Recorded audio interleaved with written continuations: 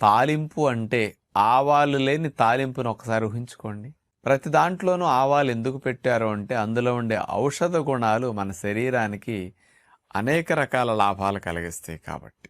అలాంటి ఆవాల్ని కాస్త గానుగాడించి కూడా ఆయిల్ తీస్తే ఆవ నూనె మనకు లభిస్తూ ఉంటుంది.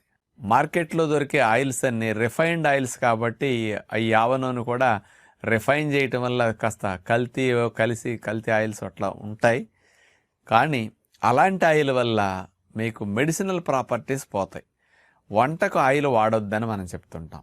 కానీ మీరు ఒరిజినల్ ఆవ నూనె తయారు చేసుకుని కనుక పెట్టుకుంటే మీకు చాలా చాలా లాభాలు కలిగిస్తుంది. ఇప్పుడు సమ్మర్లో ఆవాలు కాస్త చవకగా దొరుకుతాయండి. ఎందుకంటే అందరూ నీళ్లు లేనప్పుడు రెండో పంట కింద ఆవాలు పొలాల్లో చల్లుతుంటారు.